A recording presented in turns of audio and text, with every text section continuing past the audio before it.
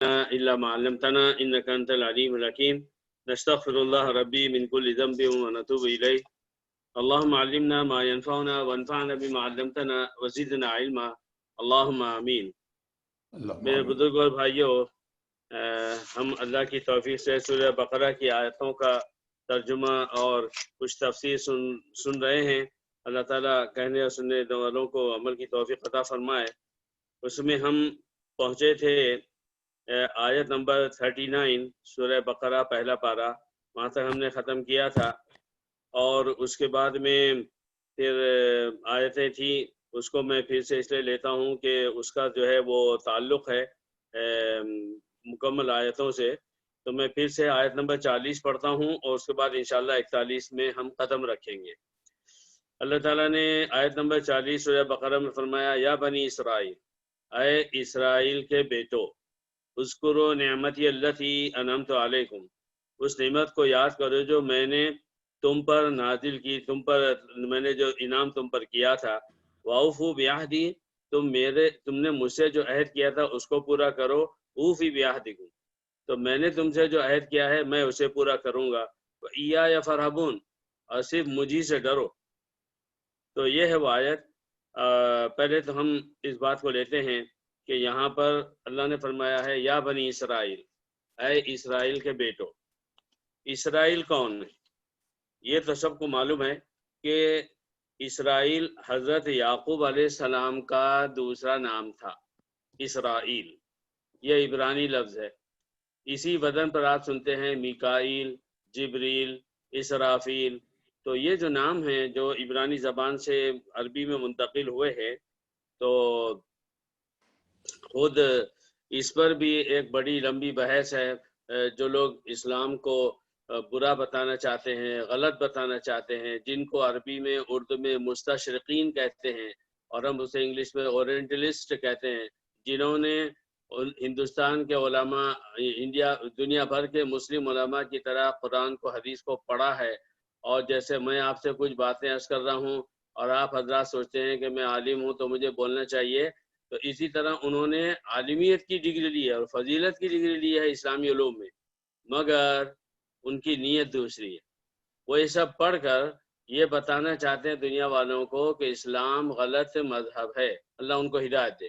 اسی سے بات سمجھ میں آتی کہ دیکھیے، آپ کتنی عربی جانتے ہوں اور قرآن و حدیث کا کتنا ہی علم رکھ لیں، اگر آپ کی نیت صاف نہیں ہے تو آپ گمراہ ہو جاؤ گے اور سچ بات کا بھی غلط مطلب نکالو گے۔ اس دنیا میں تو ہوتا ہی ہے۔ تو انہوں نے ایک بحث یہ بھی نکالی ہے کہ قرآن کا کہنا ہے بلسان عربی مبین، قرآن جو ہے خالص کھلی ہوئی عربی زبان میں نازل ہوا ہے۔ انہوں نے مختلف الفاظ قرآن سے نکالے ہیں جو اصل میں عرب کے نہیں تھے، عربی زبان کا حصہ نہیں تھے، وہ سریانی اور عبرانی دوسری زبانوں کے الفاظ تھے اور وہ قرآن میں آئے ہیں۔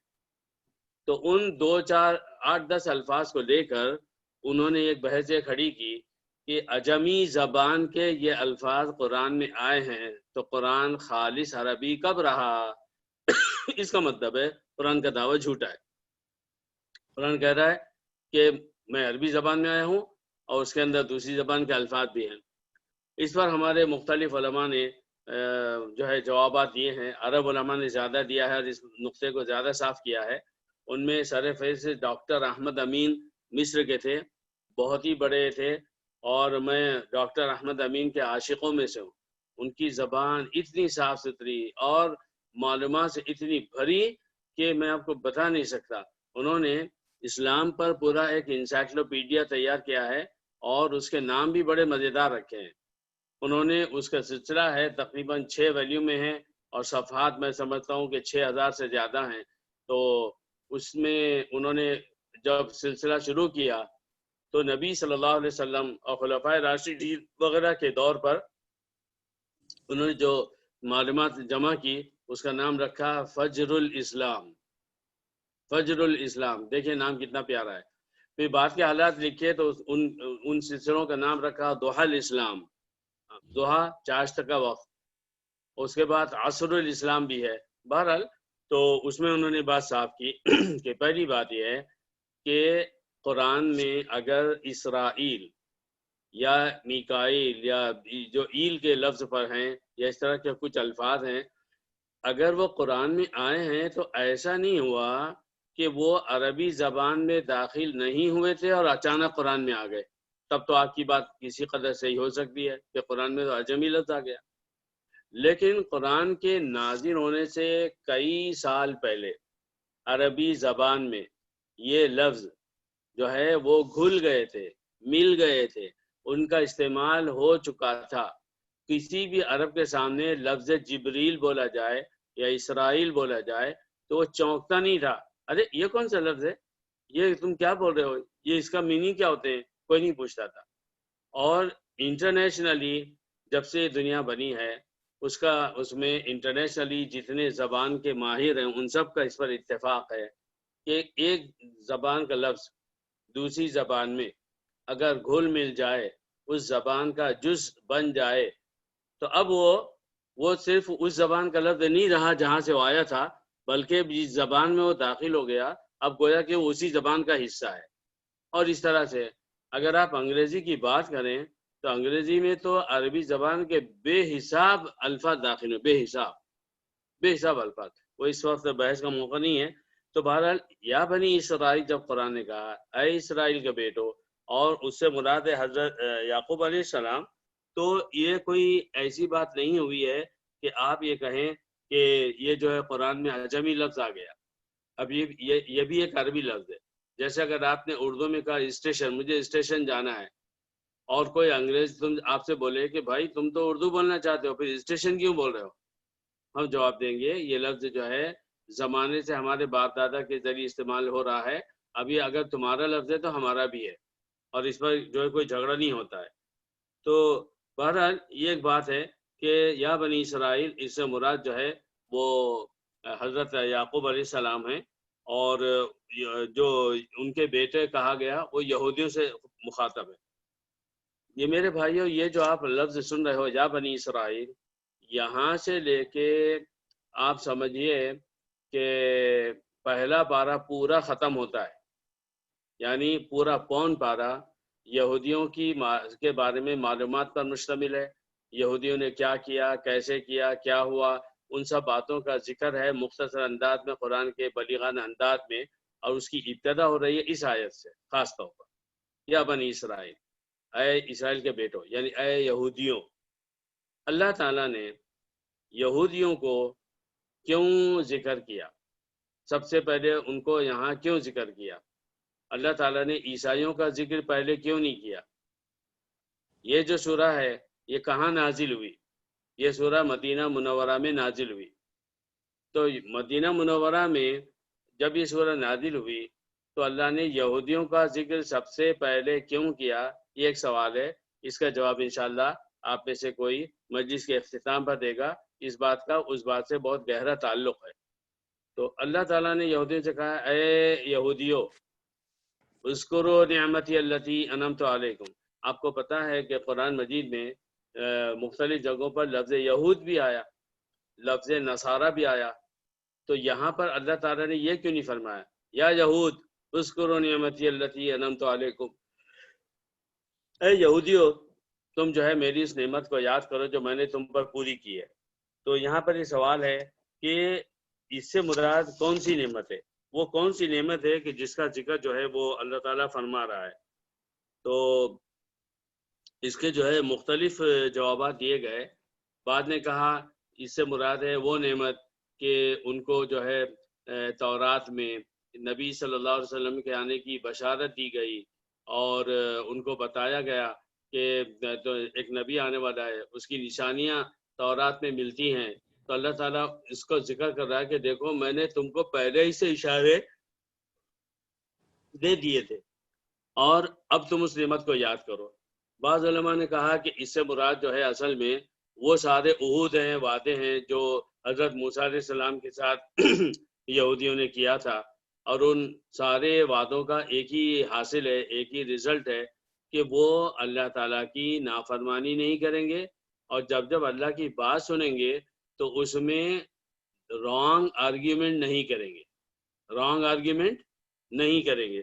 دیکھیے قرآن یہ چاہتا ہے کہ ایک مسلمان کا مزاج اسلام کے ذریعے سے ایسا بنے کہ وہ رانگ آرگیومنٹ چھوڑ دے، جس کو ہم اردو میں کہتے ہیں کٹ حجتی چھوڑ دے، سیدھی بات کو سن کر غلط مطلب نہ نکالے، اتنا صاف ستھرا ہو ہر مسلمان قرآن کی روشنی میں کہ پہلے غلط نہ بولے، غلط نہ سنے، غلط نہ کرے۔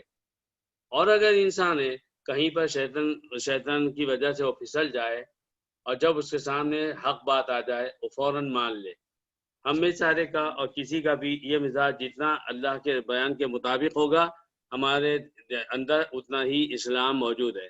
لیکن اپنی کسی دنیاوی ضرورت یا دنیاوی پریشانی یا کبھی کبھی جو ہے بس ایک اپنی امیج جسے کہتے ہیں، امیج کون سی ہے؟ مسلمان کی کوئی امیج نہیں، اس کی صرف ایک ہی امیج ہے، وہ یہ کہ ہی از مسلم، شی از مسلم۔ اب یہاں ساری بات ختم ہو گئی۔ اور جب آپ یہ کہتے ہیں میں مسلمان ہوں تو اس کا مطلب ہے کہ آپ کہیں گے بھائی میری امیج یہ ہے کہ اسلام جو بولتا ہے وہی میری امیج ہے، اسلام نے جن باتوں سے منع کیا وہی میری امیج ہے۔ عملی طور پر ایسا نہیں ہو پاتا، اور بحث و تکرار میں انسان جو ہے اپنی بات کو صحیح سمجھ کر یا سمجھانے کے لیے وہ الٹی سیدھے الفاظ بولتا ہے، فکریں پیش کرتا ہے، بہانے پیش کرتا ہے۔ مسلمان کو ایسا نہیں ہونا چاہیے۔ تو اس کی طرف اشارہ ہے کہ میری اس نعمت کو یاد کرو جو میں نے تم پر کیا تھا۔ اور اس کے بعد اور بھی بہت ساری باتیں کہی گئی ہیں قرآن مجید میں، بعض جگہوں پر جو ہے یہودیوں کا اس طرح بھی تذکرہ ہے، جیسے 6 پارے میں ہے کہ موسیٰ علیہ السلام نے اپنی قوم سے کہا کہ یا قوم اذکروا نعمت اللہ علیکم، اے میری قوم اس نعمت کو یاد کرو جو اللہ نے تمہیں دی ہے، اذ جعل فیکم انبیاء، کہ تمہارے اندر اللہ تعالیٰ نے نبیوں کو بنایا، وجعلکم ملوکا، اور تم کو بادشاہ بنایا، وآتاکم ما لم یؤت احدا من العالمین، اور تمہیں اس وقت حضرت موسیٰ کے دور میں اللہ نے تمہیں وہ دیا تھا جو دنیا میں کسی کو نہیں دیا تھا۔ تو یہ بھی یاد رکھیے، یہ جو آیت ہے وآتاکم ما لم یؤت احدا من العالمین، اس سے بھی غلط ذہن رکھنے والوں نے، رانگ آرگیومنٹ کرنے والوں نے الگ الگ مطلب نکالے ہیں کہ دیکھو قرآن خود کہہ رہا ہے کہ اللہ نے یہودیوں کو وہ دیا جو دنیا میں کسی کو نہیں دیا، تو پھر مسلمان کیسے افضل ہو گئے؟ یہودی افضل ہو گئے۔ تو وہ جب آپ کسی صحیح بات کو اس کی جگہ سے ہٹا کر سنو گے اور بولو گے تو ظاہر ہے اس کا مطلب بھی رانگ نکالو گے۔ تو یہاں شاید سے مراد ہے کہ حضرت موسیٰ علیہ السلام کے زمانے تک اللہ نے انہیں وہ دیا کہ جو کسی کو نہیں دیا تھا۔ تو بات اسی کی طرف اشارہ کرتے ہیں، لیکن یہ بات ہے کہ اصل میں اس کا مطلب صرف اتنا ہے کہ اللہ انہیں یاد دلا رہا ہے کہ وہ ساری نعمتیں میں نے تمہیں دی تھی، تم اس کو یاد کرو اور کیا کرو، وَأَوْفُوا بِعَهْدِي، تم نے مجھ سے جو وعدہ کیا تھا اس کو پورا کرو۔ یہودیوں نے اللہ تعالیٰ سے کیا وعدہ کیا تھا؟ میں آپ سے پوچھتا ہوں، اپنے آپ سے پوچھتا ہوں، میں مسلمان ہوں، میں نے اپنے رب سے کیا وعدہ کیا ہے؟ آپ نے اپنے رب سے کیا وعدہ کیا؟ ظاہری میں تو ایسا نہیں ہوا نا کہ میں نے اپنی زندگی میں کسی وقت کہا اے اللہ میں تجھ سے وعدہ کرتا ہوں کہ میں ایسا ایسا کروں گا، یا ہر مسلمان ایسے نہیں بولتا ہے۔ ہاں ایک بات ہے کہ ہر مسلمان جب وہ کسی گناہ میں پڑتا ہے اور اس کو توبہ کی توفیق ہوتی ہے تو اللہ سے کہتا ہے اے اللہ میں اقرار کرتا ہوں کہ میں نے گناہ کیا، اے اللہ مجھے اسے معاف کر دے، اور میں وعدہ کرتا ہوں کہ اب یہ گناہ دوبارہ نہیں کروں گا۔ بالکل صحیح ہے، لیکن وہ جو ہے کہ اوفو بعہدی، تم نے مجھ سے جو وعدہ کیا تھا اسے پورا کرو، اس کا مطلب یہاں پر یعنی یہ سمجھیے کہ میجورٹی آف علماء نے ایک ہی بات کہی ہے، اور وہ یہ ان لوگوں نے اپنے اپنے وقت میں نبیوں کے ذریعے سے اس بات کا عہد کیا تھا، وعدہ کیا تھا کہ جب آخری نبی کا ظہور ہوگا، جب نبی صلی اللہ علیہ وسلم کی نبوت کا اعلان ہو جائے گا تو وہ نبی کے حمایتی ہوں گے، مخالف نہیں ہوں گے، دشمنی نہیں کریں گے، اور اسلام کو روکنے کی کوشش نہیں کریں گے۔ یہ تھا ان کا وعدہ، یہی وعدہ عیسائیوں کا بھی تھا۔ لیکن یہاں پر یہودیوں کا کیوں ذکر کیا گیا خاص طور پر؟ بات وہی ہے جو میں نے عرض کیا کہ مجلس کے اختتام پر انشاءاللہ ہم اس بات کا جواب تلاش کرنے کی کوشش کریں گے کہ اللہ تعالیٰ نے یہاں پر سب سے پہلے یہودیوں کا ذکر کیوں کیا اور عیسائیوں کا ذکر کیوں نہیں کیا پہلے۔ تو اس کے بعد اوفو بیعہدی، وہ تم نے مجھ سے جو وعدہ کیا ہے وہ بتاؤ، تو پھر میں جو ہے تمہیں اوفی بیعہدکم، تو جو میں نے تم سے وعدہ کیا ہے میں اسے پورا کروں گا۔ اللہ تعالیٰ نے ہر شخص سے جو مسلمان ہو جائے، حضرت آدم علیہ السلام سے لے کے نبی کریم صلی اللہ علیہ وسلم کی امت تک، ان سب سے اللہ تعالیٰ کا صرف ایک وعدہ ہے، وہ یہ ہے کہ جو لوگ اللہ پر ایمان لائیں گے اور نیک اعمال کریں گے، سب سے پہلی بات یہ ہے کہ ان کو دنیا میں فتح ملے گی، تو اچھی زندگی گزاریں گے، لَنُحْيِيَنَّهُ حَيَاتًا طَيِّبَةً، اللہ تعالیٰ دنیا میں ان کو بہترین زندگی دے گا اور آخرت میں انہیں جنت ملے گی، وہ دوزخ سے محفوظ رہیں گے۔ یہ ہے اللہ تعالیٰ کا وعدہ، چاہے وہ حضرت آدم علیہ السلام کے زمانے کے لوگ ہوں، نوح علیہ السلام کے زمانے کے ہوں، حضرت موسیٰ کے زمانے کے ہوں، حضرت عیسیٰ کے ہوں، اور ہم اور آپ ہوں، یہ اللہ تعالیٰ کی طرف سے وعدہ ہے۔ اب اگر اس کے بدلے میں ہم تو اپنے وعدے توڑتے رہیں اور وعدے توڑ کر اور چھوڑ کر ہم بولے اللہ میاں ہم کو دنیا میں زندگی دے، ہم کو دنیا میں یہ دے اور وہ دے، ہر بات ہماری مرضی کے مطابق ہو، اور اس کے بعد میں نہ پوری ہو تو ہم اللہ سے شکایتیں کریں، تو اس میں قصور ہمارا ہوگا۔ اور اسی طریقے سے یہ بات کہ اللہ تعالیٰ اپنا وعدہ پورا کرے، ہم کچھ نہیں کریں گے مگر اللہ اپنا وعدہ پورا کر دے، یہ بھی انصاف کے خلاف ہے۔ اور یہ تو بات صاف ہے کہ اللہ تعالیٰ ظلم نہیں کرتا۔ علماء نے تفسیروں میں اور حدیث کی شرحوں میں ایک بات بہت مزے کی لکھی ہے، وہ بات یہ ہے کہ اللہ تعالیٰ اگر چاہے تو کافروں کو ان کے کفر اور شرک کے باوجود بھی جنت میں ڈال دے، ان اللہ علی کل شیء قدیر، اللہ ہر چیز پر قادر ہے۔ اور اگر اللہ چاہے تو مسلمانوں کو ان کے ایمان اور اسلام اور اللہ کی باتوں پر چلنے کے باوجود بھی جہنم میں ڈال دے۔ اللہ تعالیٰ یہ کر سکتا ہے، مگر سوال یہ ہے کہ اللہ تعالیٰ ایسا کرے گا؟ تو قرآن نے اس سوال کا بار بار جواب دیا ہے کہ ہم جو ہے لا یستوی اصحاب النار و اصحاب الجنہ، ہم پڑھتے ہیں نا انڈیا پاکستان میں آتے، بہت بڑی جاتی ہے، کتنی پیاری آیت ہے۔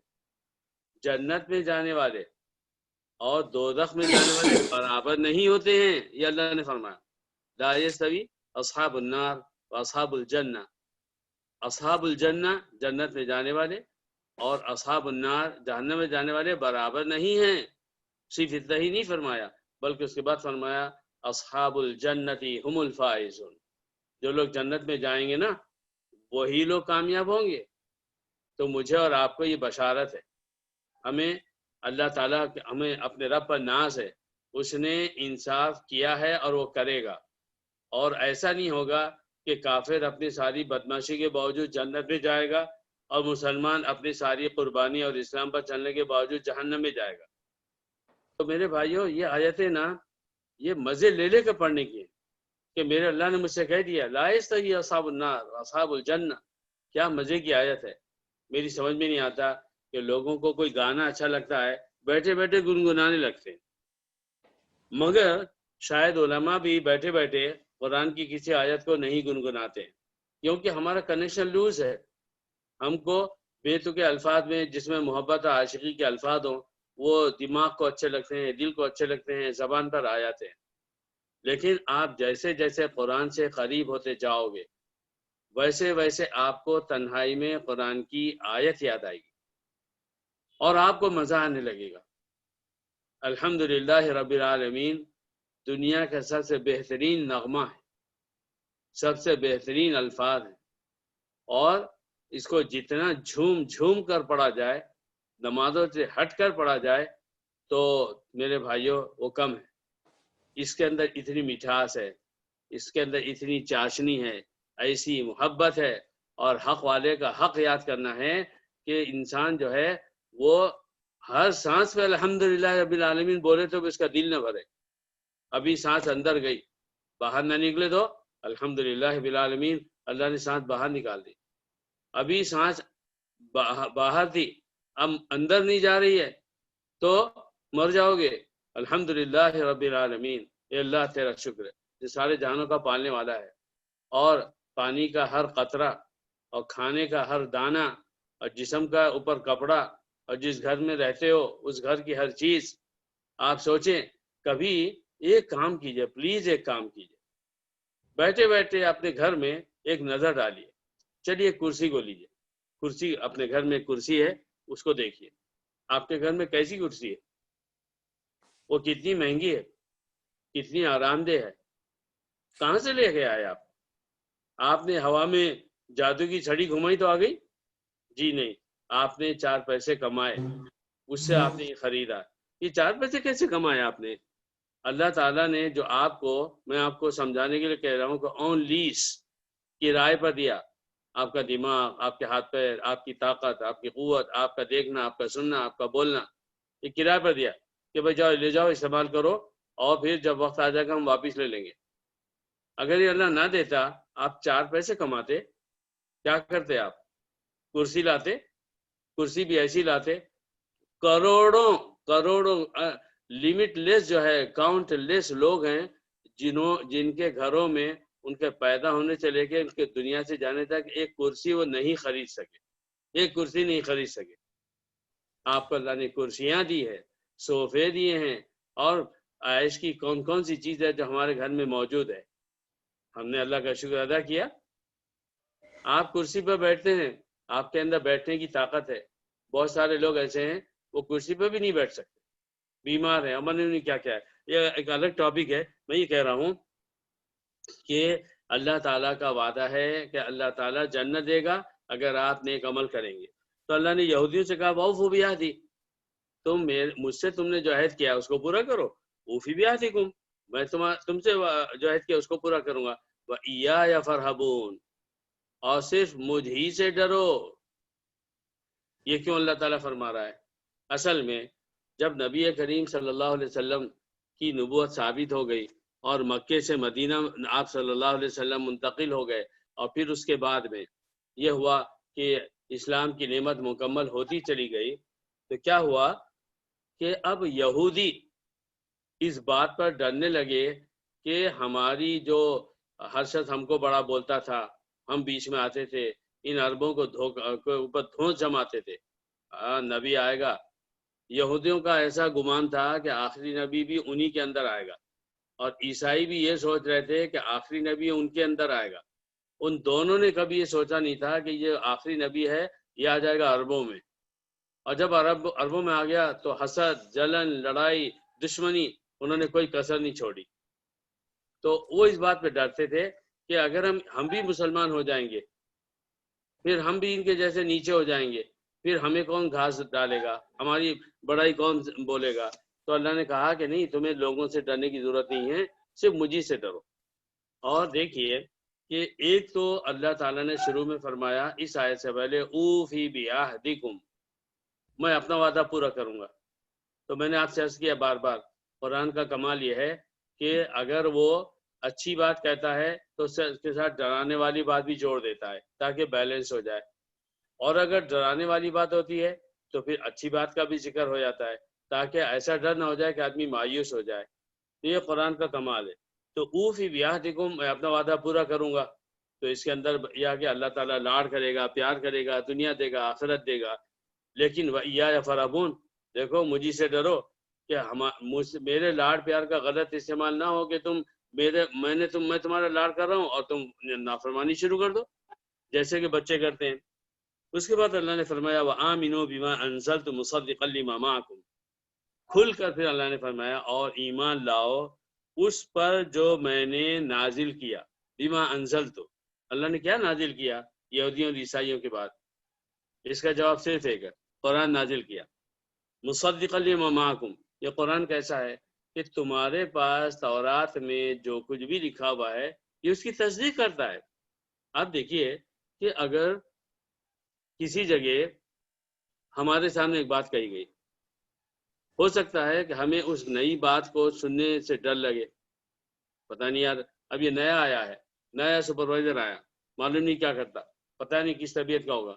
اب پتہ چلا کہ نیا سپروائزر جو آیا ہے اس نے جو باتیں پہلے سے چل رہی تھی، ہر ایک کا جو عمل تھا، ہر ایک کا جو جاب تھا، ڈیوٹی تھی، اس کی جو ڈیٹیل تھی، اگر اس نے اس کو ایز اٹ از باقی رکھا، ہاں ٹھیک ہے تم یہ کام کرو نا، ہاں کرتے رہو، اچھا تم یہ کرو، اچھا ٹھیک ہے، ٹھیک ہے تم بہت اچھا کر رہے ہو، تو پھر کام کرنے والوں کو خوشی ہوتی کہ ارے یار یہ آیا، اس نے کوئی چینج نہیں کیا. لیکن اگر نیا آیا اور اس نے کیا کیا، تم ادھر ہٹو تم ادھر ہٹو، یہ تمہارا جاب نہیں وہ تمہارا کام نہیں، یہ تم نیا کام کرو تمہارا ویسا کرو، تو ہر کام کرنے والا پریشان ہو جاتا ہے اور نام رکھتا کہ یار اس نے آگے بیٹھے بیٹھے جو کام چل رہا تھا اس کو منع کر دیا. اللہ تعالیٰ نے تورات بھیجی، اس تورات میں کچھ اصول بتائے، اور زبور بھیجی اور انجیل بھیجی، اور اس میں جو باتیں اللہ تعالیٰ نے دنیا کی، آخرت کی، جنت کی، دوزخ کی، تقدیر کی، اور اللہ کے پاس پکڑے جانے کی، قیامت کی، حشر کی، نشر کی باتیں بولی ہیں، قرآن نے کیا کیا؟ مصدقا لما معکم، جو بات تمہارے پاس ہے ان سب کی تصدیق کی، ہاں ایسے ہی ہونے والا ہے. اللہ تعالیٰ جنت دے گا، اللہ جہنم دے گا، اللہ تعالیٰ نے دنیا ایسے بنائی، دنیا میں ایسا ہوتا ہے، اللہ تعالیٰ کی یہ نام ہے، اللہ کی یہ صفات ہیں. تو وہ ساری باتیں جو تورات میں بتائی گئیں، اللہ تعالیٰ فرما رہا ہے وہ تو اس کی تصدیق کر رہا ہے. تو تمہیں تو خوش ہونا چاہیے کہ نیا نبی آیا ہے مگر باتیں وہی بولتا ہے جو ہماری کتابوں میں لکھی ہیں. وَلَا تَكُونُوا أَوَّلَ كَافِرٍ بِهِ، اور تم لوگ پہلے کافر مت بن جاؤ. وَلَا تَكُونُوا أَوَّلَ كَافِرٍ بِهِ. یہ بتائیے کہ قرآن مکہ مدینہ میں نازل ہوا اور نبی صلی اللہ علیہ وسلم کی بعثت، آپ کی پیدائش سب سے پہلے مکہ میں ہوئی. مکہ میں کوئی یہودی نہیں تھا. نبی صلی اللہ علیہ وسلم کے زمانے تک مکہ میں کوئی بھی یہودی نہیں تھا. تو پھر جب اللہ کے نبی نے نبوت کا دعویٰ کیا تو قریش اور مکہ میں رہنے والے لوگ انہوں نے کفر کیا، تو وہ سب سے پہلے کافر ہوئے، سب سے پہلے وہیں مسلمان ہوئے اور سب سے پہلے وہیں پر کافر بھی بنے. پھر یہودیوں کو اللہ تعالیٰ کیوں فرما رہا ہے وَلَا تَكُونُوا أَوَّلَ كَافِرٍ بِهِ، کہ تم جو ہے وہ کافر بننے والوں میں سب سے پہلے کافر مت بن جاؤ. یہ بھی ایک سوال ہوگا انشاءاللہ، اور مجلس کے اختتام پر ہم اس بارے میں بات چیت کریں گے. وَلَا تَكُونُوا أَوَّلَ كَافِرٍ بِهِ، تم پہلے ہی کافر مت بن جاؤ. وَلَا تَشْتَرُوا بِآيَاتِي ثَمَنًا قَلِيلًا، اور میری نشانیوں کو، میری آیتوں کو تھوڑے سے پیسے کے بدلے میں مت خریدو. وَلَا تَشْتَرُوا بِآيَاتِي ثَمَنًا قَلِيلًا، کہ تھوڑی سی آیتوں پیسوں کے بدلے میں وہ تم جو ہے ان میری آیتوں کو مت خریدو. یہ اللہ تعالیٰ نے کیوں فرمایا؟ یہودی کیا کر رہے تھے؟ تو اللہ تعالیٰ نے فرمایا کہ وَلَا تَشْتَرُوا بِآيَاتِي ثَمَنًا قَلِيلًا، تم جو ہے میری آیتوں کے بدلے میں تھوڑے سے پیسے لے کر اس کو مت خریدو بیچو. اس کی بہت ساری باتیں ہیں. ان میں ایک تو بات یہ ہے کہ پہلی بات یہ کہ اللہ نے اسے کہا، ان کے بارے میں کہا کہ تم سب سے پہلے کافر مت بن جاؤ. تو اس میں جو ہے مختلف علماء کے جو اقوال ہیں میں آپ کو بتا دوں کہ ابن جریر رحمۃ اللہ علیہ فرماتے ہیں کہ اس کا مطلب ہے کہ قرآن کے پہلے کافر نہ بن جاؤ، اور بعد نے کہا کہ اس کا مطلب ہے کہ محمد صلی اللہ علیہ وسلم کو نہ ماننے میں پہلے کافر مت بن جاؤ. اور علامہ ابن کثیر نے اس پر لکھا کہ دونوں باتیں صحیح ہیں، اس لیے کہ جو قرآن کا انکار کرے گا تو اس نے محمد صلی اللہ علیہ وسلم کا انکار کیا، اور جس نے محمد صلی اللہ علیہ وسلم کا انکار کیا اس نے قرآن کا انکار کیا. تو اس میں یہ کہ وَلَا تَشْتَرُوا بِآيَاتِي ثَمَنًا قَلِيلًا، تم جو ہے تھوڑی سے پیسوں کے بدلے میں میری آیتوں کو مت خریدو. تو اس کے بارے میں حضرت حسن بصری رحمۃ اللہ علیہ فرما کرتے تھے الدنیا بحذافیریا ثمنا قلیلا، تھوڑے سے پیسے. ان الفاظ کو سن کر ہمارے ہاتھوں میں اگر 10-20 سکے ہوں تو شاید وہ آ جائیں گے، یا 200-400 یا 10-20 ہزار ہاتھ میں ہوں تو ہم سمجھیں گے کہ یہ تھوڑے سے پیسے ہیں. لیکن حضرت حسن بصری رحمۃ اللہ علیہ نے بڑی پیاری بات کہہ دی، اللہ کی نشانیوں کو، اللہ کی آیتوں کو الدنیا بھی حذافیریا، دنیا اور اس کے اندر جو کچھ ہے، ہمارے نزدیک بہت کچھ ہے، اللہ کے سامنے وہ کچھ بھی نہیں ہے. وہ ساری دنیا جو ہمیں نظر آتی اس کے اندر جتنی بھی اشیاء ہیں ان ساری اشیاء کا اللہ ہی نے پیدا کیا اور اللہ تعالیٰ پیدا کر رہا ہے. ان سب کو بھی ملا کر رکھ دیا جائے، کیا وہ قرآن کی آیت کا ایک آیت کا بدل ہے؟ بالکل نہیں ہے. تو حضرت سعید بن جبیر فرماتے تھے کہ اس کا مطلب ہے الدنیا و شہواتها، یہ ایک نیا مطلب ہے، یہ بھی بڑا پیارا مطلب ہے کہ یہاں مطلب ہے کہ دنیا اور اس کی جتنی پسندیدہ چیزیں ہیں ان کو لے کر تم میری آیتوں کو مت خریدو۔ یہ الفاظ جو ہے ایسا بتا رہے ہیں کہ جیسے دیکھیے ایک طرف اللہ تعالیٰ کی آیتیں ہیں، اب اس کو لینا ہے یا نہیں لینا ہے۔ اب اگر آپ اس کو لے رہے ہیں تو دنیا کو چھوڑنا ہے، لیکن اگر آپ ان آیتوں کو اللہ کی نہیں لے رہے ہو اور دنیا پر عمل کر رہے ہو تو ایسا ہو گیا کہ آپ نے ان آیتوں کو دنیا کی محبت، دنیا کی شہوتیں، دنیا کے تقاضے، ان سب چیزوں کے بدلے میں اس کو بیچ دیا کہ نہیں مجھے آیتیں نہیں چاہیے، مجھے اللہ تعالیٰ کے احکام نہیں چاہیے، مجھے تو یہ چاہیے۔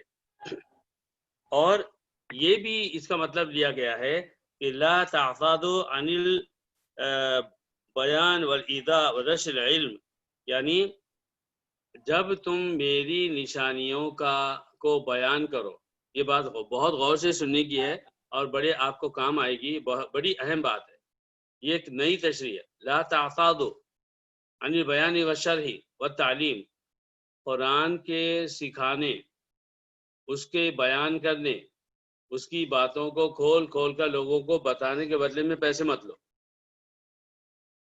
پھر سے سنیے، غور کیجئے میں کیا کہہ رہا ہوں۔ وَلَا تَشْتَرُوا بِآيَاتِي ثَمَنًا قَلِيلًا، اس کا مطلب کیا ہے؟ اس کا مطلب یہ ہے کہ تم اللہ کی نشانیوں کو اگر بتاتے ہو، سمجھاتے ہو، قرآن کو، زبور کو، تو اس کے بدلے میں لوگوں سے اجرت مت لو، پیسے مت لو۔ یہودی تو زبور کو بیچتے تھے، نعوذ باللہ، جو مسئلے بتاتے تھے اس کے پیسے لیتے تھے۔ اگر آج کل کے علماء بھی ہر مسئلے کے 5 روپے، 5 درہم، 5 ڈالر لینا شروع کریں تو کچھ ہی دنوں میں ملینر بن جائیں گے۔ مگر مولوی صاحب جو ہے ڈاکٹر کی طرح ہر بات کی فیس نہیں لیتے ہیں۔ آپ کو بخار ہوا، آپ ڈاکٹر کے پاس گئے، آپ نے 25 درہم 25 روپیز دیا اور بتایا مجھے بخار ہے، اس نے ہاتھ پر لگا کے ادھر دیکھا، بولا اچھا ٹھیک ہے پیناڈول کھا لو، اور اس نے اپنی فیس لے لی۔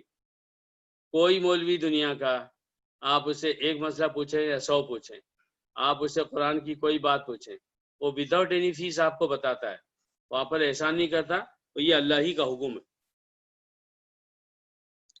تو اس کے ساتھ ساتھ ایک حدیث ہے، اب حدیثوں کی بات جب آئے گی تو اس کو بڑے غور سے سنیے گا، کیونکہ یہ باتیں عام طور پر جب چلتی ہیں تو کوئی مسلمان صحیح بات نہیں کہہ پاتا، یہاں تک کہ دیندار بھی۔ سب سے پہلی بات، کیا قرآن کا پڑھانا، قرآن و حدیث کی باتیں بولنا، اس کو سمجھانا اور اس کے بدلے میں فیس لینا، پیسے لینا جائز ہے؟ وَلَا تَشْتَرُوا بِآيَاتِي ثَمَنًا قَلِيلًا، میری آیتوں کو تھوڑے سے پیسوں کے بدلے میں مت خریدو۔ قرآن کے ان الفاظ سے یہ بات سمجھ میں آتی کہ کسی عالم دین کو قرآن اور حدیث کی کسی بات کے بتانے، سمجھانے، لکھنے لکھانے کی فیس نہیں لینا چاہیے۔ اب اس پر کچھ حدیثیں ہیں، جب آپ دونوں طرف کی حدیثیں سنیں گے تو آپ بھی پریشان ہو جائیں گے، مگر پہلے سنیے تاکہ ہر بات ہمارے سامنے آئے۔ نبی کریم صلی اللہ علیہ وسلم نے فرمایا، سنن ابو داؤد میں یہ حدیث ہے کہ آپ نے فرمایا من تعلم علما، کوئی شخص اگر ایسا علم حاصل کرے مما یبتغی بہ وجہ اللہ، کہ اس علم سے صرف اللہ تعالیٰ کی مرضی کو لینا ہوتا ہے، کہ آپ اس علم کو کیوں سیکھ رہے ہیں؟ تاکہ اللہ تعالیٰ خوش ہو جائے۔ لا يتعلمه الا ليصيب به عرضا من الدنيا، مگر کوئی شخص اگر اس علم کو جو صرف اللہ کے لیے سیکھا جاتا ہے اور سکھایا جاتا ہے اور بولا جاتا ہے اور بتایا جاتا ہے، وہ ایسے علم کو سیکھے، لیکن کیوں سیکھے؟ لِيُصِيبَ بِهِ عَرَضًا مِنَ الدُّنْيَا، تاکہ اس علم کے ذریعے سے اسے دنیا کے کچھ سامان، کچھ پیسے مل جائے۔ تو نبی صلی اللہ علیہ وسلم نے فرمایا لم یرح رائحۃ الجنہ یوم القیامہ، ایسے عالم کو، ایسے شخص کو جس نے دین کی باتیں سنی، سنائی، سیکھی، سکھائی، سمجھی اور سمجھائی، لکھی اور لکھائی تاکہ دنیا مل جائے، وہ قیامت میں جنت کی خوشبو بھی نہیں پا سکے گا۔ اب بتائیے، ابھی اس حدیث کے بعد کسی عالم کے اندر کیا ایسی ہمت ہوگی کہ وہ جو ہے یہ کرے کہ قرآن سکھائے، دین کی بات بتائے اور اس کے بدلے میں پیسے لے؟ یہیں سے مختلف علماء نے اور لوگوں نے مختلف باتیں فرمائیں کہ اگر آپ حافظ ہیں اور رمضان میں قرآن سناتے ہیں تو آپ کو ہدیہ لینا جائز نہیں ہے، کیونکہ وَلَا تَشْتَرُوا بِآيَاتِي ثَمَنًا قَلِيلًا، میری آیتوں کو تھوڑے پیسوں کے بدلے میں مت بیچو۔ یا اگر آپ عالم دین ہیں، اب سوال ہوا کہ عالم دین ہے، آپ مسجد کے امام ہیں، آپ مدرسے میں مولانا ہیں، پڑھاتے ہیں، استاد ہیں، یا آپ دین کی کتابیں لکھتے ہیں، اب اس کے پیسے لے یا نہ لیں؟ اگر نہیں لیتے ہیں تو پھر کیا ہر وقت کے حفاظ اور علماء ہوا اور پانی پر زندہ رہیں گے؟ ان کے ماں باپ، بھائی بہن، ان کے بیوی بچے صرف ہوا اور پانی پر رہیں گے؟ کیا ہوگا؟ تو اب ایک اور بات ہے، ایک حدیث ہے، اس حدیث کا نام ہے قصۃ اللدیغ۔ اللدیغ، الف لام لام دال یا غین، اللدیغ۔ لدیغ کہتے ہیں ایسا شخص جس کو سانپ نے کاٹا ہو یا بچھو نے کاٹا ہو۔ تو واقعہ ہے کہ ایک دفعہ نبی صلی اللہ علیہ وسلم نے جو ہے وہ کیا کیا کہ وہ کچھ لوگوں کو کسی غزوہ یا جنگ پہ یا لوگوں کو سکھانے یا اسلام کو پھیلانے کے لیے صحابہ کے ایک تعداد کو بھیجا تھا۔ وہ جس جگہ پہنچے تو وہاں جانے آنے تک ایسا ہوا کہ جو کچھ ساتھ میں کھانے پینے کی اشیاء تھی وہ ختم ہو گئی۔ اب ہماری آپ کی طرح تو نہیں اس زمانے میں تھے، بتائیے ہم کو کیا کیا نعمتیں ملی ہیں۔ آپ مشرق سے مغرب جائیے، مغرب سے شمال اور جنوب جائیے، آپ کو درجنوں کیفٹیریاز، ہوٹل، بیچنے والے، کھانے والے، ہر طرح کے کھانے، ایک سے ایک اعلیٰ کھانے، پھل فروٹس، آئس کریم، ٹھنڈا پانی، آئس کریم، ارے کیا کیا نہیں مل جاتا ہے۔ اور وہ بیچارے جنہوں نے اصل خدمت کی، اسلام کی، ایک جگہ سے دوسری جگہ اگر جاتے تھے نا تو راستے میں کسی ملباری کا بھی کیفٹیریا نہیں ملتا تھا کہ چلو ایک پیالی چائے پی لیں۔ وہ تو جو اپنے ساتھ ہے کھاؤ اور پیو اور بس۔ اور اگر کسی بستی میں پہنچو، کسی جگہ پر پہنچو، اگر انہوں نے کچھ مہمان نوازی کر دی تو ٹھیک، اور نہیں کی تو بھوکے رہو۔ تو جب یہ صحابہ وہاں پہنچے اس بستی میں، ان کے پاس کا کھانے پینے کا سامان ختم ہو گیا تھا۔ انہوں نے بستی کے جو لوگ نظر آئے ان سے کہا کہ دیکھو بھائی ایسا ایسا ایسا ہے، کچھ دے دو۔ بستی والوں نے کچھ بھی دینے سے انکار کر دیا تو خاموش بیٹھ گئے، اب کیا کریں گے؟ پھر اب یہ تھا کہ چلو بھائی یہاں سے جلدی چلو، کسی اور جگہ چلتے ہیں۔ ابھی بس وہ نکل ہی رہے تھے کہ اسی بستی کا ایک آدمی بھاگ کر آیا، بولا ارے رک جاؤ رک جاؤ رک جاؤ، یہ بتاؤ تم میں سے کوئی شخص ایسا ہے جس کو اگر سانپ یا بچھو نے کاٹ لیا تو کچھ جنتر منتر آتا وہ یا کچھ دوا جانتا ہے تو وہ کر سکتا ہے؟ اس سے پوچھا گیا کہ کیوں، کیا ہو گیا؟ اس نے کہا جو ہماری بستی کا سردار ہے نا، اس کو بچھو یا سانپ نے کاٹ لیا ہے، وہ بہت تڑپ رہا ہے، تو بستی والوں نے بھیجا کہ جو باہر کے لوگ آئے ان سے ذرا معلوم کرو، ہو سکتا ہے انہیں کچھ دوا معلوم ہوگی یا جو ہے تو کچھ ہوگی۔ ان میں سے ایک صحابی نے فوراً سوچا کہ اچھا اب جب غرض پڑی تو ہمارے پاس آئے۔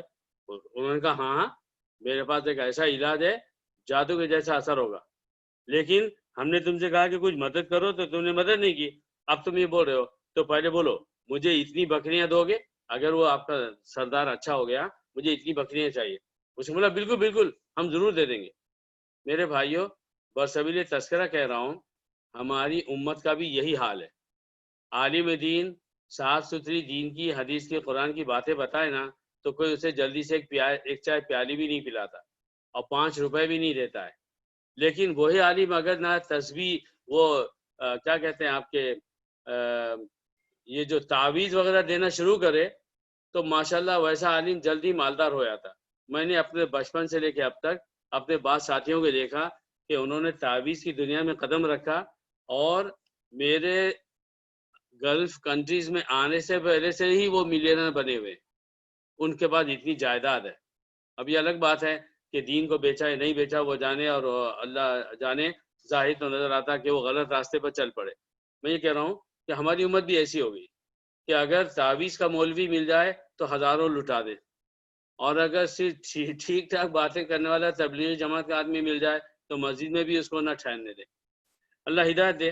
تو بہرحال یہ ہوا کہ اس نے جا کر جو ہے تو کیا کیا، وہ سردار جو تڑپ رہا تھا وہیں پر وہ صحابی نے فوراً سورہ فاتحہ پڑھی، اور سورہ فاتحہ پڑھ کے پھونک ماری، الحمدللہ اللہ کے کلام میں اثر ایسے نہیں ہوتا، بولنے والے کی اعمال کا بھی اثر ہوتا ہے، تو یہ ہوا کہ وہ اچھا ہو گیا۔ وہ بکریاں لے آئے سب.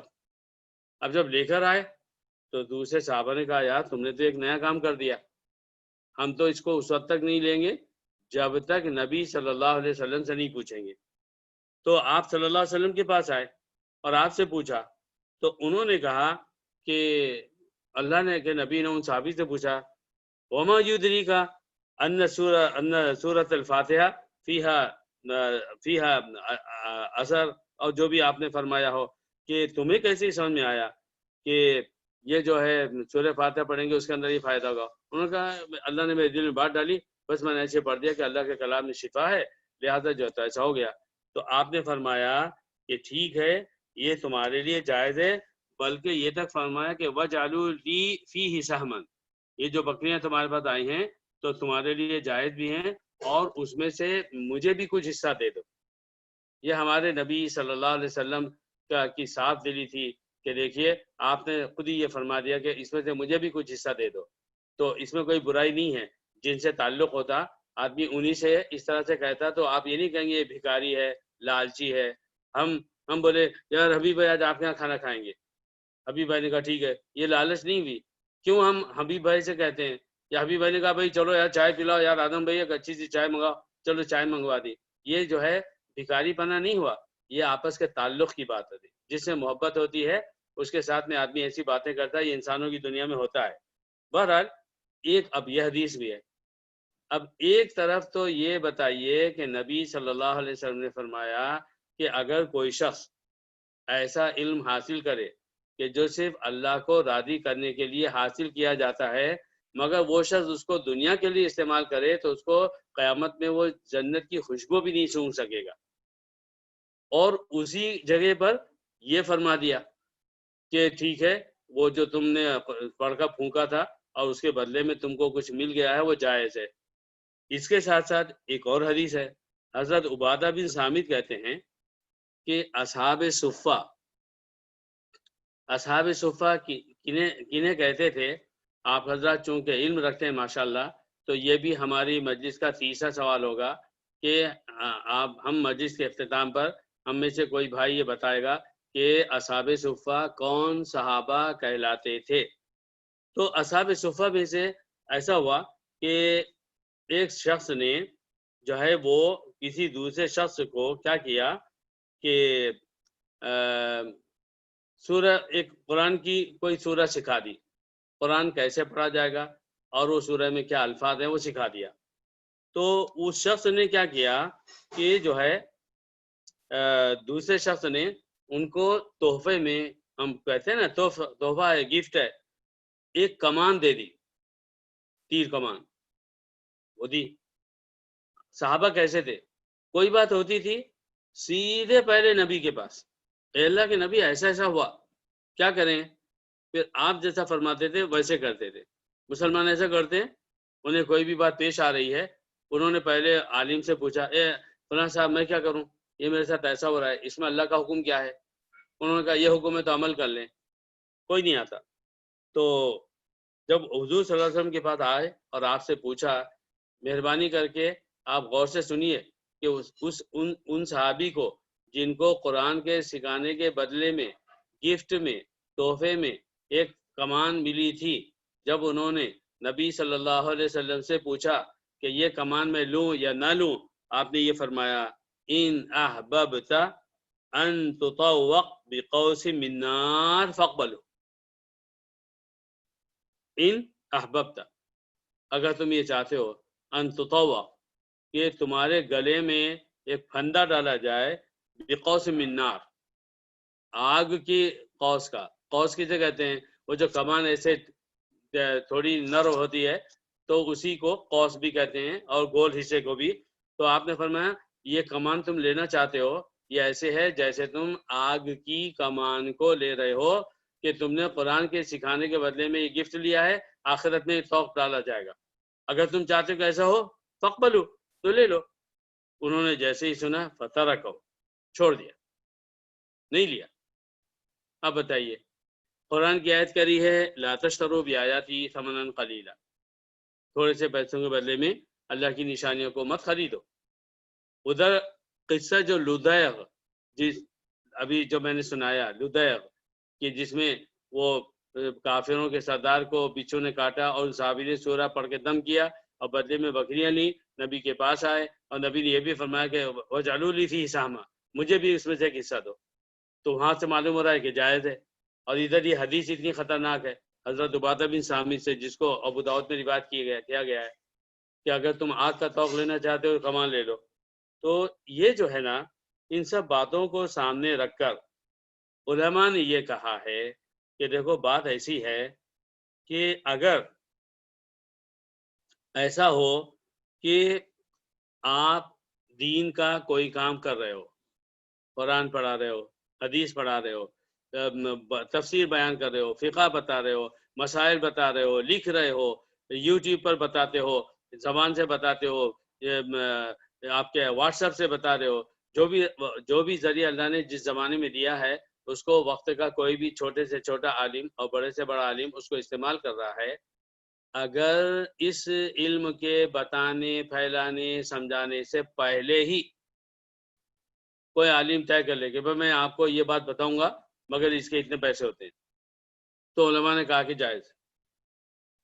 لیکن اگر شروع میں جب آپ وہ دین کا کام کرنے لگے تو آپ نے نہیں کہا کہ مجھے پیسے چاہیے، اور بعد میں آپ کہیں کہ مجھے پیسے چاہیے، یہ حرام ہوگا. مثال کے طور پر حافظ صاحب جو ہے رمضان میں قرآن پڑھانے آئے تراویح میں، اگر حافظ صاحب اپنی زبان سے یہ کہہ دیں کہ بھئی میں آپ کے یہاں 1 مہینہ رہوں گا، میں اپنا وقت دوں گا، آپ کی وجہ سے میرے کام متاثر ہوں گے اور میں آپ کے یہاں رکوں گا تو میرے لیے پریشانی ہوگی، لہٰذا میں آپ کے یہاں قرآن تو سناؤں گا لیکن جو میں وقت آپ کو دے رہا ہوں، جو ٹائم میں آپ کو دے رہا ہوں، اس کے بدلے میں، نہ کہ قرآن پڑھانے کے بدلے میں، تراویح میں سنانے کے بدلے میں مجھے جو ہے اتنا ہدیہ چاہیے، تو یہ ان کے لیے جائز ہوگا اس رائے کے مطابق. اور اگر ایسا ہوا کہ پہلے پڑھا دیا، اس وقت کچھ طے نہیں ہوا تھا اور بعد میں کہا مجھے اتنا چاہیے اتنا چاہیے، تو یہ حرام ہے، یا بعد میں اگر کچھ ملے تو یہ حرام ہے. تو اس وجہ سے علماء یہ کہتے ہیں کہ اگر حافظ کہیں قرآن سنانے جائے، اس کی نیت صاف ستھری ہو، اس کے دل میں رتی برابر بھی یہ خواہش نہ ہو کہ قرآن جب میرا ختم ہوگا تو لوگ مجھے گفٹ دیں گے، پیسے دیں گے اور معلوم نہیں کیا کیا دیں گے. اگر اس کے دل میں چور ہے اور وہ لے رہا ہے، وہ جانے اور اللہ جانے، دینے والوں کا دینا تو جائز ہو گیا مگر لینے والا آخرت میں پھنس جائے گا. اور اگر اسے کوئی چیز ملی جس کا اس نے سوچا بھی نہیں تھا، اب وہ جائز ہے، یہ وہ کہتے ہیں. لیکن پھر بھی محتاط علماء یہی کہتے ہیں کہ قرآن کا مسجدوں میں سنانا ہر دن نہیں ہوتا ہے، ہر مہینہ نہیں ہوتا کہ اس کو کوئی حافظ یہ بہانہ بنائے کہ میں اگر یہاں سناتا ہوں تو اس مہینے پھر میں اپنے 20 بچوں کے خرچ کے لیے کہاں سے پیسے لاؤں گا. تو اب اس میں بات کیا ہوتی ہے کہ اگر ایک شخص اپنی ہی جگہ پر ہے اور اپنے ہی شہر میں، اپنے ہی دیہات میں قرآن سنا رہا ہے تو وہ 100% یہ کوشش کرے کہ مخلص ہو اور پیسے یا ہدیہ لینے کے بارے میں بالکل نہ سوچے بلکہ انکار کرے. لیکن عام طور پر ایسا بھی ہوتا ہے کہ ایک جگہ کے حافظ کو دوسری جگہ کے لوگ بلاتے ہیں، ایسی صورت میں اس کے لیے شرعاً یہ گنجائش ہوگی کہ اگر دیا جائے، یہ نہیں کہ وہ سوچ لے کہ مجھے ملے گا، چاہے ایک روٹین بن چکی ہے کہ جب بھی جاتے ہیں اچھے خاصے پیسے ملتے ہیں یا کپڑا ملتا ہے یا دنیا جان کی چیزیں ملتی، تو یہ معلوم ہے کہ وہ ہر حال میں ملے گا، لیکن اس کی نیت صاف ہوگی، نہیں میں اس دفعے کچھ نہیں دوں گا، اے اللہ مجھے سے بچا لے. اور وہ علماء جو مسجدوں میں امام ہیں، مدرسوں میں پڑھاتے ہیں، ان کی زندگی تو آپ کے سامنے ہے کہ وہ جو ہے روزانہ کی روٹین ہے، وہ ایک دن کا کام نہیں ہے، وہ ایک مہینہ کا کام نہیں ہے، وہ سال سال کا ہے.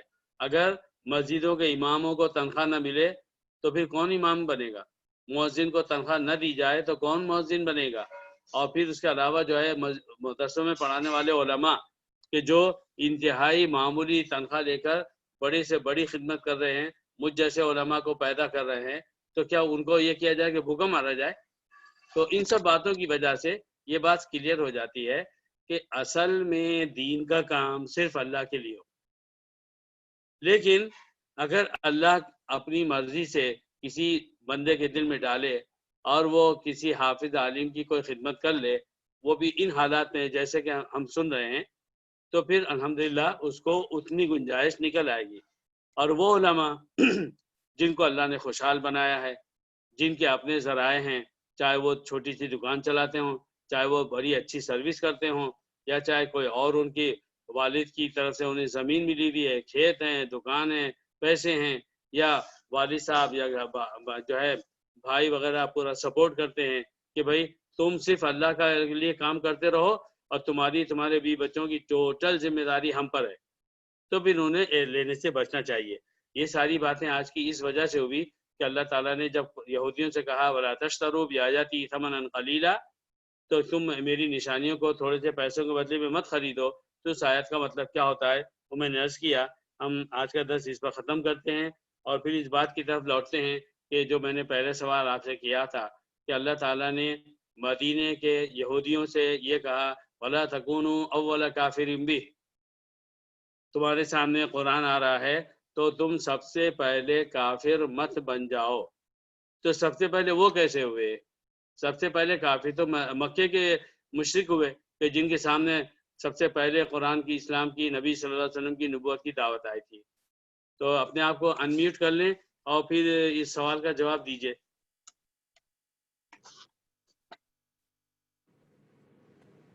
انمیوٹ کر لیں نا اپنے آپ کو۔ آدم بھائی، اخی آدم انت فین؟ جی انمیوٹ کر لیا غر بھائی۔ جی میں نے تو ایسے کہا۔ تو یہ بات آصف بھائی کیا خیال ہے کہ یہودی سب سے پہلے کافر ہیں یا مکے کے مشرکین سب سے پہلے کافر ہیں؟ دیکھیے، سب سے پہلے کافر تو بلا شبہ مکے کے مشرکین، لیکن جب نبی صلی اللہ علیہ وسلم مدینہ تشریف لائے تو وہاں عرب بھی رہتے تھے اور یہودی بھی رہتے تھے۔ یہودیوں کی 3 بڑی بڑی کمیونٹیز وہاں رہتی تھی۔ عیسائی ایک بھی نہیں تھا، عیسائی ایک بھی نہیں تھا۔ عیسائی کہاں تھے؟ ملک شام میں تھے۔ تو مدینے میں آنے کی وجہ سے نبی صلی اللہ علیہ وسلم کی دعوت، اسلام کے لانے کی دعوت، نبی صلی اللہ علیہ وسلم کو آخری نبی ماننے کی اور عمل کرنے کی دعوت مکے کے مشرکین کے بعد اگر کسی کو ملی ہے تو یہودی، اور مدینے میں ملی ہے۔ اسی بات کی طرف اشارہ کر کے اللہ نے فرمایا وَلَا تَكُونُوا أَوَّلَ كَافِرٍ بِهِ، سب سے پہلے کافر تو مت بن جاؤ کہ تم جو ہے نبی کو نہ مانو، نبوت کو نہ مانو، اسلام کو نہ مانو۔ اور دوسری بات میں نے عرض کی تھی کہ دوسرا سوال مجھے نہیں یاد آ رہا ہے، اگر کوئی یاد دلا دے۔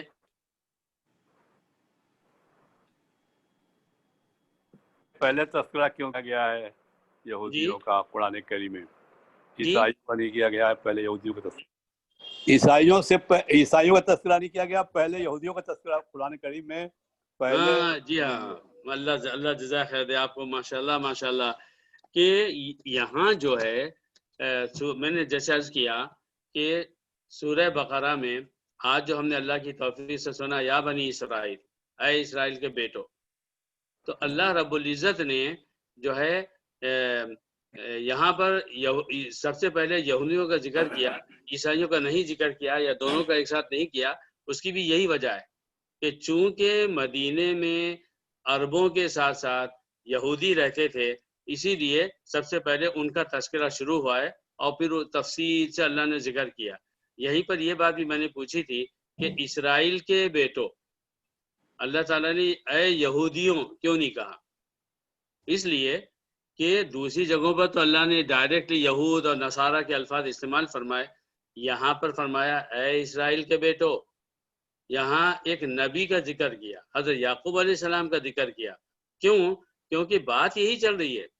یہاں ان سے سوال اس لیے نہیں کیا جا رہا ہے کہ اذکروا نعمتی التی انعمت علیکم، میں نے جو نعمت تم پر اتاری تھی اس کو یاد کرو، جو تو وعدہ تم نے مجھ سے کیا تھا وہ پورا کرو تو میں بھی اپنا وعدہ پورا کروں گا۔ یہ بات اس وجہ سے نہیں ہو رہی کہ وہ یہودی ہیں، اس وجہ سے ہو رہی ہے کہ وہ اہل کتاب میں کا ایک حصہ ہیں اور نبیوں کا لفظ جانتے ہیں، آخرت جانتے ہیں، اللہ جانتے ہیں، تقدیر جانتے ہیں، مرنے کے بعد حساب ہوگا یہ بھی وہ جانتے ہیں۔ تو جو لوگ ان باتوں کا نالج پہلے سے رکھتے ہیں اور اس نبی کی اولاد ہیں، تو ان کو تو پھر اس لحاظ سے اسلام جو کہہ رہا ہے، اور اسلام وہی باتیں کہہ رہا ہے جو ان کے نبیوں سے کہلوائی گئی تھی، تو انہیں فوراً ماننا چاہیے۔ تو اس لیے یہاں پر یہ فرمایا اے اسرائیل کے بیٹو. اور اس کے بعد میں پھر جو آخری سوال تھا وہ یہ تھا کہ اصحاب صفہ کے واقعے پر ہی میں نے لدیغ کا قصہ سنایا تھا کہ وہ جو لدیغ ہیں جس بستی کے سردار کو بچھو سانپ نے کاٹا تھا اور صحابہ نے جو ہے تو وہ کیا تھا. تو میں نے عرض کیا تھا کہ اصحاب صفہ کے ایک شخص نے کسی دوسرے آدمی کو قرآن سنایا تھا، سکھایا تھا. تو یہ بتائیے کہ اصحاب صفہ کسے کہتے ہیں؟ وہ لوگ تھے جو صحابہ کرام جو کہ حضور صلی اللہ علیہ وسلم کے ساتھ وہیں پر 24 گھنٹے رہتے تھے. وہ جو چبوترا بنا ہے جی 24 گھنٹے وہیں پر رہنا کھانا انہیں کے اللہ کے رسول کے غالباً اصحاب ان کے اپنے گھر نہیں تھے، بہت غریب تھے. وہی بہت غریب شخص تھے، سارے کے سارے غریب تھے. وہیں پر جو چبوترا بنا ہوا ہے آج بھی وہ ہے. جی آج بھی وہ چبوترا بنا ہوا ہے، بڑی سا پلیٹ فارم. جی ہاں، ہمارے حبیب بھائی نے سب سے زیادہ صحیح بات بتائی کہ وہ صحابہ کے کچھ افراد تھے کہ جنہوں نے یہ طے کر لیا تھا کہ وہ 24 گھنٹے وہیں مسجد نبوی میں رہیں گے تاکہ ہر بات نبی صلی اللہ علیہ وسلم کی سن سکیں، معلوم کریں، عمل کریں. وہ اس کو وہاں ایسا نہیں تھا کہ وہ اتنے غریب تھے کہ ان کے گھر بار نہیں تھے. وہ زمانے کا جو بھی چھوٹا موٹا گھر ہوتا تھا ان کے گھر کے افراد تھے، وہ سب تھے، مگر انہوں نے فنا فی اللہ کر لیا تھا اپنے آپ کو، بس ہم اللہ کے. اور وہاں پر وہ رکتے تھے. اور اسی لیے پہلے تو یوں تھا کہ وہاں کوئی چبوترا نہیں تھا، پہلے تو وہ صرف تھے سب. لیکن اب ایسا ہوا کہ ضرورت پڑنے پر جیسے جیسے اس وقت کی ضرورت پیش آئی ہوگی ان کے لیے پھر جو ہے تو ایک جگہ بنا دی گئی باقاعدہ، وہی چبوترا بن گیا. اور آج بھی پھر وہ اسی حالت میں جو ہے تو بتایا جاتا ہے یاد دلانے کے لیے کہ دیکھو مسلمانوں میں ایسے لوگ بھی گزرے ہیں کہ جنہوں نے اپنے آپ کو دین کے لیے وقف کر دیا تھا. تو یہ تھی باتیں میرے بھائیوں، ہم سن رہے ہیں. اور میں کل اپنے بارے میں سوچ رہا تھا کہ میں نے اللہ کی توفیق سے سورہ فاتحہ، اس سے پہلے تعوذ اور تسمیہ، وہ سب کو میں نے ذکر کیا. سورہ فاتحہ ختم ہوئی، سورہ بقرہ شروع ہوئی، اس کی اتنی آیتیں ہو گئی ہیں. اتنی آیتوں کو لفظ کے معنی کے تفسیر کے طور پر میں نے بھی سمجھنے کی کوشش کی اور اپنے بھائیوں نے بھی. اب یہ نہیں پتا ہے کہ تو اللہ تعالیٰ کے پاس ہی جانے کے بعد معلوم ہوگا کہ آیتوں کو سنا کر ظفر نے زیادہ عمل کیا یا مجید بھائی نے کیا یا حبیب بھائی نے کیا یا آدم بھائی نے یا انور بھائی نے یا ہمارے آفتاب بھائی نے یا سلیمان بھائی نے یا جن لوگوں نے ٹیوب پر اس کو دیکھا سنا انہوں نے عمل کیا. میرا سوال مجھ سے یہ ہے، میرا خیال ہے میں نے آیتیں بیان کر دی ہیں، عمل میں پیچھے ہوں، اور اللہ ہی مجھے بچا لے اس سے پہلے کہ ایسی حالت میں ہم دنیا سے چلے جائیں. آپ حضرات بھی اپنا جائزہ لیں کہ جن جن باتوں کو ہم نے سنا تھا کیا ہمیں وہ دوبارہ یاد آئیں، کیا ہم نے اس بارے میں غور کیا، کیا ہم نے ان اتنی آیتوں کو سننے کے بعد ہمارے ایمان میں کچھ اضافہ ہوا ہے، یا ہمارا ایمان تو جہاں کا وہاں ہے اور ہم معلومات ہماری بڑھتی چلی جا رہی ہے. وہ بڑھتی جا رہی یہ جو ہے انشاءاللہ بڑھتی جا رہی. الحمدللہ، اللہ تعالیٰ آپ کو سلامت رکھے. بہرحال یہ بات بار بار سوچنے کی ہم میں سے ہر ایک کے لیے، یہ باتیں تکلفاً نہیں ہوتی ہیں. ان باتوں کا تعلق اس سے نہیں ہے کہ ہاں ہے تو ہاں، نہ ہے تو نہ. اس کو صرف ہاں ہی ہونا ہے، اس کو نہ نہیں ہونا ہے. اور اگر محسوس ہو کہ ہمارا ایمان وہیں کا وہیں رکا ہوا ہے تو پھر ہمیں اللہ سے دعا مانگنی چاہیے کہ اللہ ہمارے دل پر جو زنگ لگ گیا ہے اس کو مٹا دے اور ہمیں ایسا بنا دے کہ ہم قرآن کی ہر آیت کو سنیں، اتنی مقدار میں ہمارا ایمان بھی بڑھے. اللہ تعالیٰ توفیق دے. آمین آمین. اعظم بھائی، آج کا بیان سننے کے بعد تو یہ سمجھ میں آ رہا ہے کہ ہم لوگوں کو کوئی گفٹ آپ کو دینا چاہیے. ارے بھائی، آپ نے تو سن لیا کہ حضرت انہوں نے نبی نے فرما دیا تھا کہ اگر تمہاری خواہش ہے کہ تمہارے گلے میں آگ کا توق ڈالا جائے تو لے لو. خود بھی بچاؤ، مجھے بھی بچا لو بھائی. آمین آمین. ایک بکری تو میں دینا چاہ رہا ہوں. حسن بھائی، آپ ایسا کیجئے کہ اس بکری کو ذبح کیجئے، اس کے 3 حصے بنائیے، ایک خود کھائیے، ایک وہاں اطراف میں جو آپ کے دوست احباب ہیں انہیں تقسیم کیجئے، اور ایک جو ہے وہاں جو غریب بیٹھے ہیں یا کورونا کی وجہ سے سروس چھوٹ گئی ہے کھانے والی، ان کو تقسیم کر دیجئے. بے شک یہ صحیح عمل ہے. ہمارے ساتھی جو ہے آپس میں ہنستے بولتے تھے تو یہ کرتے تھے کہ کھانے کی کوئی چیز نکالتے اور سامنے بیٹھے ہیں کورٹ کے جو ساتھی تھے میرے ٹرانسلیٹرز، تو نکال کے سامنے چیز نکالتے کھاتے، کوئی مانگتا تو اس چیز کو سب سے پہلے اپنے منہ میں ڈالتے اور پھر مزے میں کھاتے اور کہتے اللہ میں نے ابھی ابھی یہ جو کھایا ہے اس کے ثواب ظفر کو پہنچا دے۔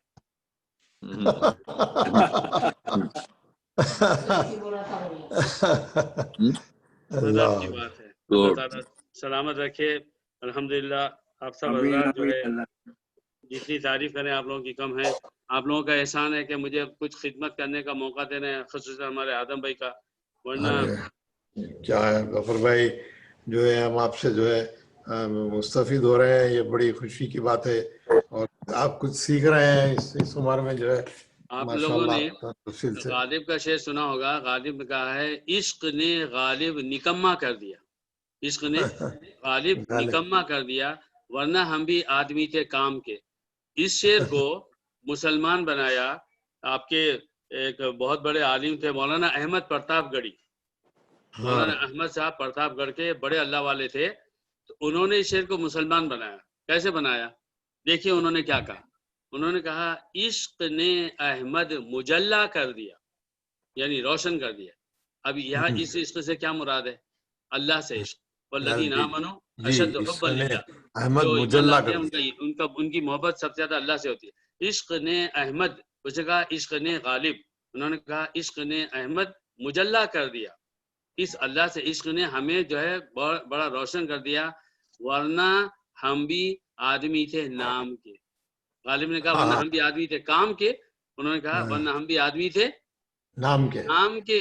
ماشاءاللہ ماشاءاللہ، یہ بات ہے کہ ورنہ ہمارا حال ایسے ہی تھا کہ بس اپنی دنیا میں پڑے ہوئے تھے، تو ایک دروازہ کھل گیا کہ ہفتے میں 3 دن جمع ہو جائیں، کچھ دین اللہ رسول کی باتیں کر لیں۔ بہت بڑا لطف آ رہا ہے، اور بہت اچھا جو ہے ہم لوگوں کو جو ہے سیکھنے کا اور سمجھنے کا اور قرآن سمجھنے کا موقع مل رہا ہے، اور خاص طور سے جو ہے ہمارا اتوار والا سلسلہ بھی بہت اچھا نکلا، کافی اس سے بھی ہمارے کو جو ہے بہت چیزیں جو واقف نہیں تھے اس سے بھی واقف کاری ہوئی، معلومات ہوئی۔ اللہ آپ کو جزا خیر دے۔